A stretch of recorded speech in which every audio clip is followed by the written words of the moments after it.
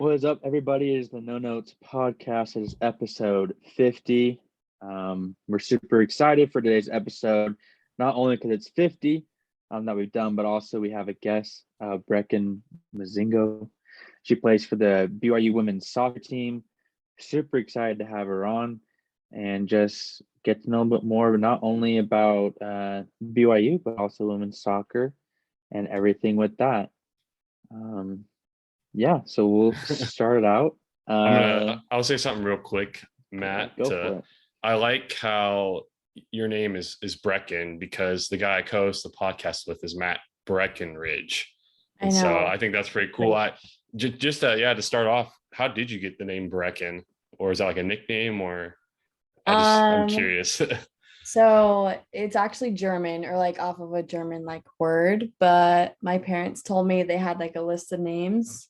And when I was a baby, like my dad held me and he read all the names, and apparently like I moved on Brecken. So I got named Brecken. Nice. All right. I just wanted to ask that. So all right, Matt, you can go. Hey, it's not a bad name. I'm just, last names with the city in Colorado, ski town. So anyways. So Brecken, to start off with, when did you choose to start really pursuing soccer, and why did you choose soccer out of all the sports that you could do? Like what really makes soccer your sport? Honestly, like when I was growing up, I kind of just fell in love with the sport when I just began playing, because I feel like everyone starts off like playing soccer, and those who like really like, I don't know, I feel like for any sport, like if it kind of comes like a little bit not like easy to you, but just like more naturally.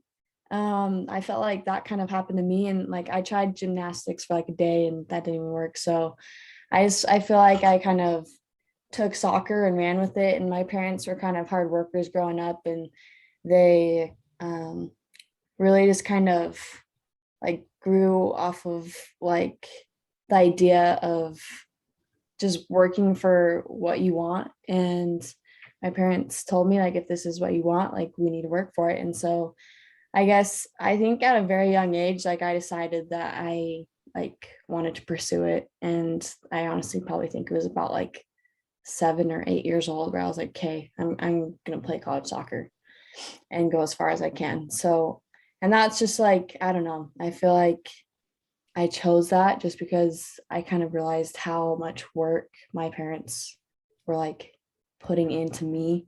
And so like I have to pay them back in some way, and not only do it for them, but do it for myself too. So going into, I believe this was your high school career. This is what I gathered. You have some accolades on here. All-star team in 2016. You were on the USU 17 training camp in 2017. I found this online, so if any of this is wrong, I'm sorry. So 2019 UYSA Female Athlete of the Year, two-time state cup champion, 38 goals in 2016, which was your school's record. So you had a lot of accolades, when you entered into high school. So how, you said you wanted to be a college, athlete, soccer player when you were young. And obviously when you get into high school and you get stuff like that, that dream's very close to being achieved. So how was that feeling? And did you have any hardships of maybe like pressure, from it, still being in high school? That's pretty young. So how were you able to deal with stuff like that, and were there any hardships with going, kind of having a big name or a big target on you? So just kind of going through that. High school. So growing up, all the way till freshman year, it was kind of like, okay, soccer's fun and everything. But then as soon as freshman year hit, like it was fun still, but it was more like, okay, this is serious. If I want this, like I legit have to get it now. And BYU kind of knocked on my door like end of freshman year, and I committed to them verbally. And then sophomore year, a year later, UCLA also knocked on my door, and I was like, shoot, I don't know, because like I'm only 15, and I feel like I'm like the NCAA kind of put a rule on that for upcoming athletes or just younger kids now, like with recruiting processes and stuff, which honestly I wish I had, just so I can like figure out actually what I want.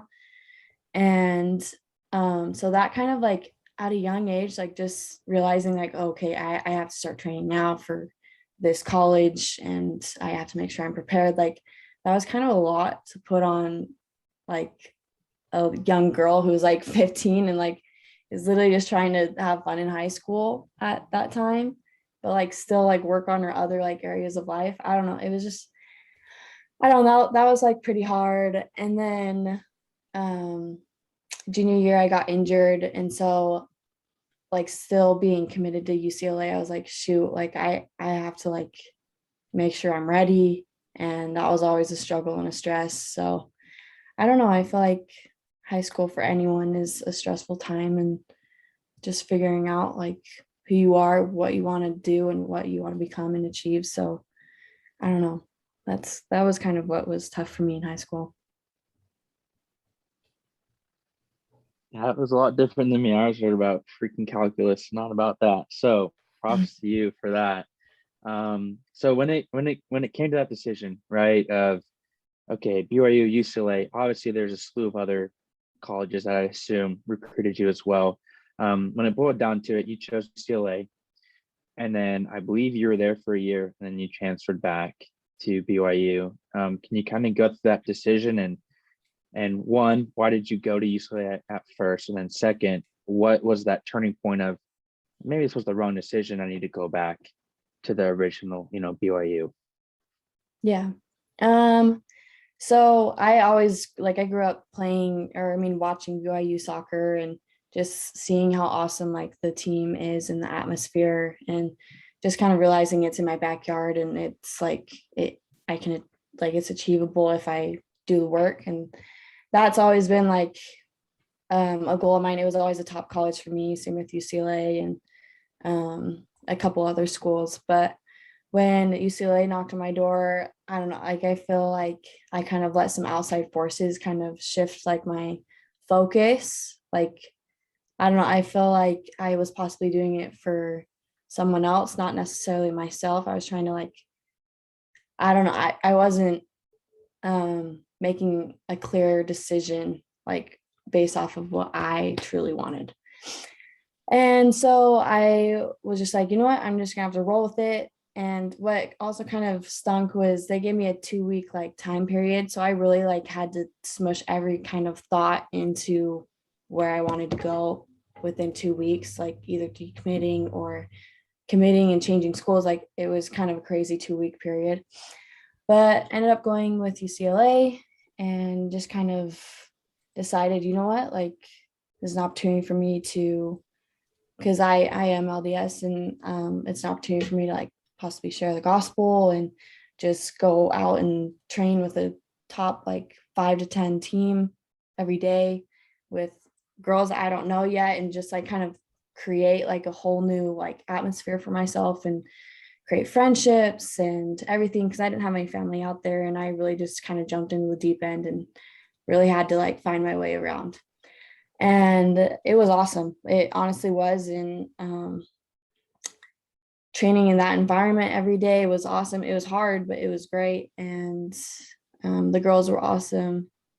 I just, at the end of the day, like I just decided, like, I don't know, it didn't feel like it was for me. And when I started thinking about that, there's things that were kind of happening coincidentally where I was like, wait, and I started to recognize them. And then I was like, okay, maybe this is happening for a reason. And maybe my thoughts and like everything, like maybe God's trying to tell me something.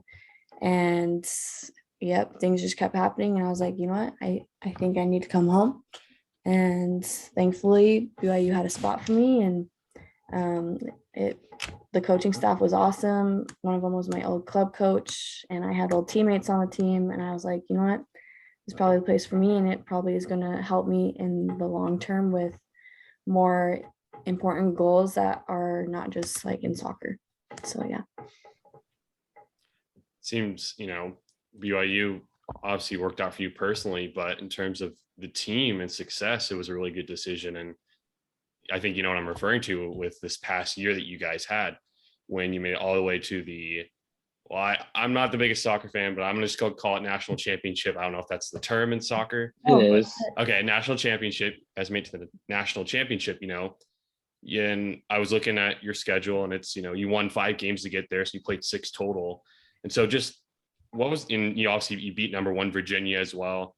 It said number 1 on there. I think in the bracket, I don't know what they were in the country, but in your bracket, they were number 1. Mhm. So what was that like, and obviously in just the whole year as well, you were 17-5-2, I believe. So when did you as a team and for you personally, when did you feel like the confidence that you could really go far? And then what was that whole ride like of making it all the way to the national championship, for women's soccer, and just kind of the magical ride you guys had? What was that all like? It was a Cinderella run for sure. That was a crazy season that we had, and we made history, and that's awesome.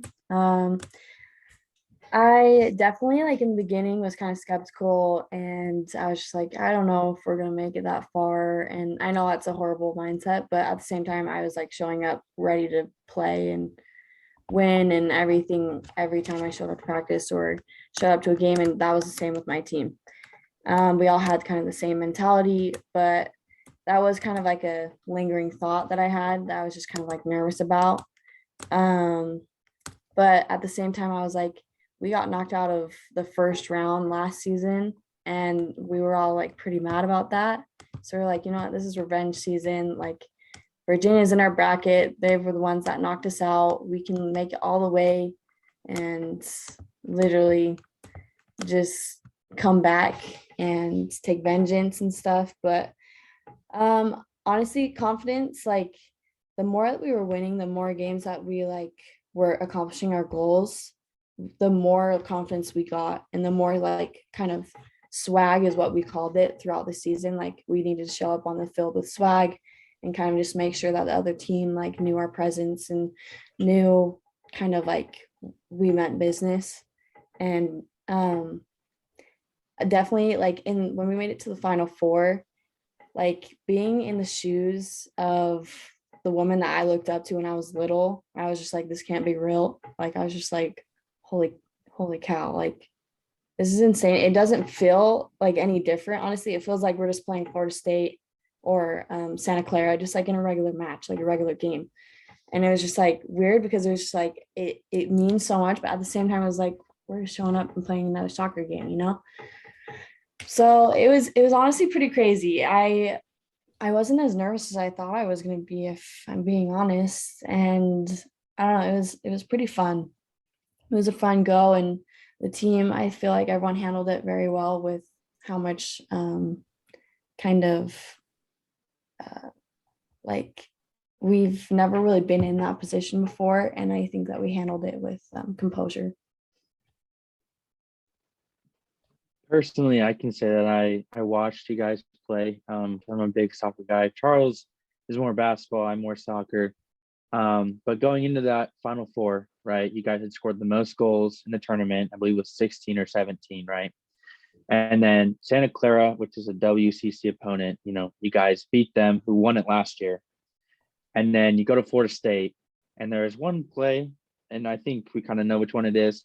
It's the offside goal, or to me, I don't think it was really offside. I don't know if you've watched the video. So going back, have you watched that game at all, or is it too hard? And second, when you do watch it, do you think that girl was onside or not? And 3, do you wish you had some VAR? So you can do those answers in any question. You can get it all out there. That is a big question to ask. Oh, yeah, that is a big question. I personally have not watched the game. I just feel personally and as a team, I don't think we played our best, and I think we were kind of shell shocked altogether, just that we were playing Florida State, because I feel they kind of have that mantra about them that they're always going to be in the Final Four, or they're always getting that first or second national title. And so I have not watched that game again, but I have asked everyone, oh, was it offsides? And a lot of people have said, I honestly don't think it was. And then there's other ones that were she was off by like this much. And oh man, I don't know. But that would have been crazy if they actually counted that, because we would have been actual national champs. So I don't know. I don't know how I feel about watching it again. Like maybe in a long time from now, but we'll see. Maybe if you win a national championship like next year or so, maybe you'll go back and watch it, 100%. Yeah. Matt, were you yelling at the TV when you saw that call? I wouldn't say I was yelling, but I was like, well, that sucks, but Yeah. it's okay. It wasn't me playing, so I can't say anything, but I know how it feels because I've played before and I'm a ref as well. And you hate to call those things, especially if you get it wrong. So that's the thing, is you got to make sure it's right. And I don't really know if it was right or wrong, so I can't say anything about it. So Yeah. I think they might have. I don't really know if this is true or not, but I saw like this bus behind like all the bleachers, and it had like a whole bunch of TVs in there. yeah. And when we like went and toured the field, I think the day before our Santa Clara game, or it was the Florida State game, we saw that there was cameras within the goalposts. So I honestly think maybe the ref like had connections to this bus, and like they were watching and they're like, okay, like, yeah, or I don't know, but maybe somehow they do have VHR, but like low key, I don't know. Replay center. Yeah, I they don't didn't know. they didn't say anything about having VAR. Then I was just like, Oh, it's hey, VAR? it's VAR, I video don't even assistant know. referee. Yeah. So I was like, man, if they had Nice. that, they'd get it right. But anyways, don't have to get on the soapbox anymore, so it's okay. Yeah, this will be a little bit different from soccer, a little bit. I guess just different from soccer. This is a 3-part question. Would you prefer I ask all 3 at once, or you want to go one at a time? Let's go one at a time. One at a time. I tried to not space it out, but it would have been just a complete mess. So, so I see. I believe you have a couple of brand deals with fashion companies, correct? A couple, yeah. Yeah, and then you also have like a YouTube channel. So, kind of like a social branding, social marketing kind of mindset. And so where was that interest, where'd that kind of develop from to kind of maybe pursue, or be like, brand deals would be cool and all that. So where'd that interest come from, and like having a YouTube channel and stuff? So Well, ever since at first I feel like I've always just been kind of a gal who's like in social media. I don't know. That's probably like the whole world now. Then yeah. Like just growing up with that. Like honestly, I actually didn't really grow up with that. I like in high school, like maybe late high school is when I like actually got it, and kind of was just like, oh, this is kind of fun. I don't know what drives me to do it, but I think I just like virtual stuff, like all the technology and how easy it is to like do things from just like where you're at. I find that so fascinating. And just so ever since they lifted like the rule for NCAA athletes and stuff, I was just like, wow, like I could do a lot with this. And like I've met with people, and like we've talked about how like not crucial, but how beneficial it would be if you made yourself into a brand. And how to kind of do that is through social media and through YouTube and through TikTok and all that kind of stuff. So I just like I would love to kind of get my name already out there in a way somehow, for potential business like things, or just like future paths that I could be taking, all because I started like focusing on like how I was presenting myself and how I was creating myself into the kind of brand I like want to portray. Then the second part, without breaking any confidentiality, because that's not what we're trying to do, but what was the process like of gathering or agreeing to these brand deals, and like what is like kind of, without what you're allowed to say, or what you want to say. How does that process kind of start, or how did it start for you and all? And just, is it, easy, or was it pretty difficult? So It it's easy but also difficult at the same time, because you have like deals that come from like family friends, or you have deals that come from like word of mouth, like people know you but somehow like they know someone else and that's how you got connected to them. You could I with some of mine, I contacted them and I said, hey, I'm an athlete here at BYU. We like kind of, you have to kind of sell yourself a little bit and kind of just give them a little bit of info on you to make sure that like your credibility is there. But I just kind of reached out to like certain companies that I kind of wanted to work with. And yeah, I don't know, it's some of them are difficult though. Like I reached out to like a couple. I'm really into big like, or I'm big into like mental health and all that kind of stuff. And some of these companies that I like really wanted to work with, they like didn't get back with me for a while, like a really long time, or they're just like, we're not interested in doing athletes right now or whatever. So it kind of just all varies. Like you might not get the brand that you like want or like company that you want, but at the end of the day, it is what it is. that's probably what we should be doing with this podcast, is reaching out to brands to see if we can get a deal, but it's a little difficult. I don't know if we're appealing enough, but anyway, so the third part, the last question, what advice, that kind of leads into like, I mean, we could take some advice from this even, but what advice would you give just about the whole process of what you've learned, through social branding and going through brand deals and all, and, for people who are pursuing similar things, because like you said, social media is so big now, and, it's the best way to brand yourself. So what advice do you have based on what you've learned? I'm actually like reading a book right now, but it talks about how like you can just network and like, I guess I'm going to say the word again, brand, like how to brand yourself into like something that people want to like put their time and effort and money into.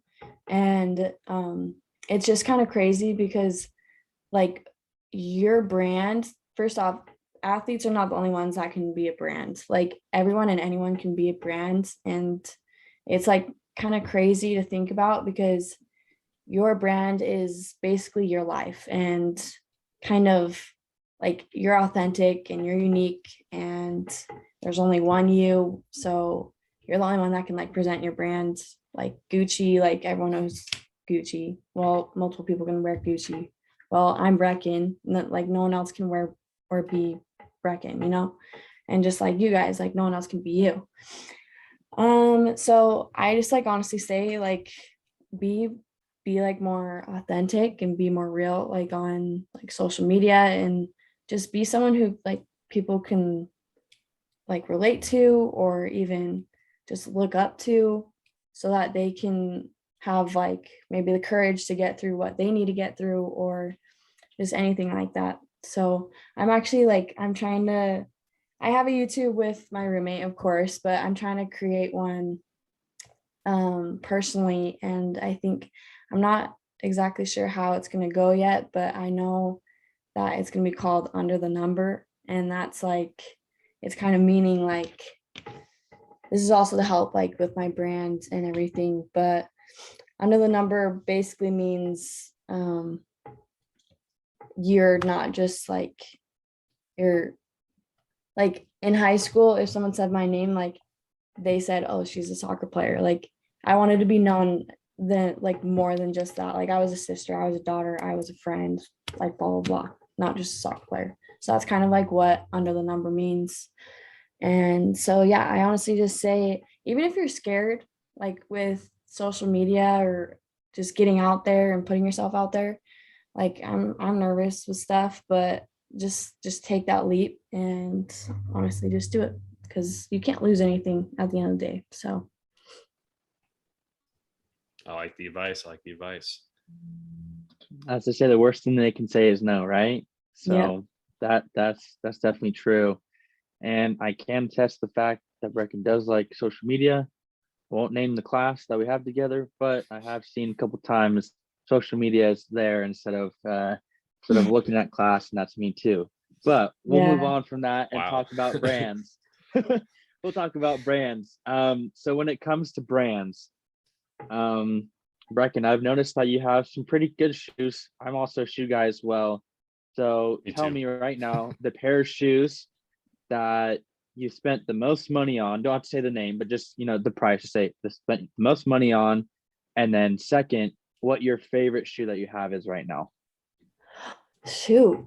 I wouldn't say like I'm a sneakerhead, but I have like a pair of boots that were like 300 or something dollars. I don't know. But There we go. my favorite shoes are definitely my Freebird boots. Yeah. Or my cleats, my soccer cleats, always in those. So Matt, You have to be Nike, right? for our school, Yeah. yeah. Okay. Matt, what about your favorite shoes? My favorite shoes. Yeah. What are your favorite J's? Well, I guess I'll have to say my number two. Spent $240 on these. But Close. it's Nike Air Force One Flyknit, Patriot Edition Super Bowl 6 ones. I did get confetti Okay. with it, so Oh yeah, I've seen those shoes. Yeah. You've shown me those. And then if you're talking about favorite, probably my Jordan 1 mid whites or my new pair of soccer cleats I just got. I'm Adidas, but I believe they are the Copa Adidas ones with no laces, so sockless. So Oh, okay. See, I'm letting you brag a little bit about your shoes too. So well, I mean, I'm not spending 300 like Brecken, so I guess I got to improve a little bit. So hey, if this takes off, man, you'll have the money for it. So hey, there you go. There you go. all right. This is a little segment we do with our guests. Most of them so far have been college athletes or former college athletes. And we like to do a thing called, do you remember your stats? And so I tried finding high school. I couldn't really find any. So I have your BYU stats pulled up from your 2 years, and we're going to have you see how well you know your stats. And we'll do the year log. We won't do a specific game. That's a little too much, but let's go. We'll start simple. We'll start simple for this past year. How many goals did you have on the year? For the full year? Or just Yes. fall season? Unless BYU's lying to me. It says 2021, so whatever that is. Well, is it this? That's a season, yeah. 2021, yeah. I think 7. Yeah, you're right. It is 7. It's 7. Okay. I just wanted to add a little bit of suspense there. Yeah, I wanted to add a little bit of suspense. Matt, do you want to ask one? I'm putting myself in a hole here because if you say something, I might not know what it is. It's okay. We'll go basic. Since I believe Brecken, you play right wing, correct? Assists. We'll go with assists. How many assists did you have in this season? Okay, I got it. The one that says A. Yep. Yeah. I think I had 9. 2 for 2. She's 2 for 2. We might have to give her something a little bit harder. All right. How many minutes did you play? No, I'm just kidding. How many? I'm like, yeah, I don't know. Well, I mean, it's not many, doesn't show many stats at least, but all right. How about shots on goal? Oh my gosh. I don't. Just give an estimate. Yeah. 43. 43. A little bit lower. We're going to have you guess it. We're just going to keep telling you if you're too low or too high. Sorry, not a little bit, kind of a lot lower, actually. Oh, 27. Really close. A little bit higher. 29. A little bit lower. 28. Yeah, 28 goals. Oh, okay. You happy? You seem happy with that. So hey, that's yeah. 25%. No, that's not good. I need to have like 50 next I was going to say hopefully. 50. All right. Well, that ends the stats portion. Just know basic math. That means 1 every 4 shots on goal you score. That's pretty good. So 50 would be great. That'd be awesome. Thanks. That would be. So there is one question I forgot to ask you, Brecken, and it's so outside of playing at Southfield, sorry, Charles. So Southfield's what BYU, that's their soccer field. Thanks. Oh yeah, and for those who haven't figured out, Brecken and I go to the same school and both LDS, and then You Charles, did say he same went. class, but Okay, yeah. So anyways, sorry. yeah. So both LDS, both BYU. So you can't choose BYU as like one of your favorite places to play because we obviously know that's number one. Outside of that, out of the all other places that you've been to, stadium wise, team wise, whatever, what has been the most fun place to play at? Portland. I like, this is awful, but I don't like know their full name, but I just know that they're from Portland, Oregon, and their field was awesome. It kind of had like the kind of stadium feel, and yeah, it was kind of like raining there. So yeah, definitely Oregon or Portland. And the WCC people, right? Portland. Yeah. Okay, yeah. This I will believe they're the be pilots. So Yes. Pilots. I didn't know the name. don't worry. all right. And then this will probably be my last question. I don't know if Matt's gonna ask anything else after this because we've already hit 30 minutes, but this has been a good talk. But and I'm stealing this from Matt. He asked us to another guest of ours. We know Brecken, the soccer player, but what are some of your hobbies outside of soccer? Who is Brecken the person? You So talked about under the numbers. Exactly. Under the number. Yeah. What are some things you like to do? I love to go outside. I love to play all the summer games like sand volleyball, pickleball. I'm a big shopper. I could spend hours in the mall or any type of store that has clothes. I love being just with friends and like making memories. I love like spontaneous like trips or just spontaneous plans. I think those are so fun because you just get out of your element and you just kind of leave everything else behind, and then you just are there in like the now. I don't know. But yeah, those are kind of the things that I like to do. Under the numbers. Under the number. We're spoiling your future YouTube channel. So Hey, it's a platform to get it out. So yeah, there you go.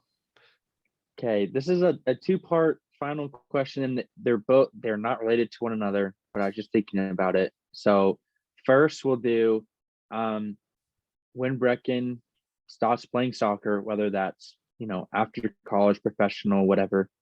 What are you wanting to do? Like, what are you trying to pursue? Like, what's your degree? What are you trying to pursue? So kind of formulate that. And the second one is the U.S. Soccer Federation just did the 24 million agreement with the women's team, right, for equal pay.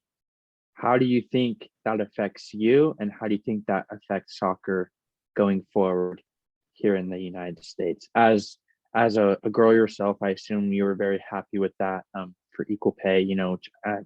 I know Charles and I are. We think everyone is the equal. Right? It doesn't matter if you're a girl or guy or what color you are. But just give us those thoughts, since that probably directly affects you as well, since you are in the United States playing soccer and doing that kind of stuff. Okay. So the answer to your first one, I'm trying to go into business marketing. And if that somehow doesn't work out, then hopefully just general business, because I want a business degree from BYU. But after soccer's all done, I'm really interested into like, I want to own something of my own, and whether that be like a floral shop or a wedding venue or my own like clothing store. Those are all kind of like goals that I've been having like, and like thoughts, like I've actually been like thinking about it for a very long time, and I really want to be doing that.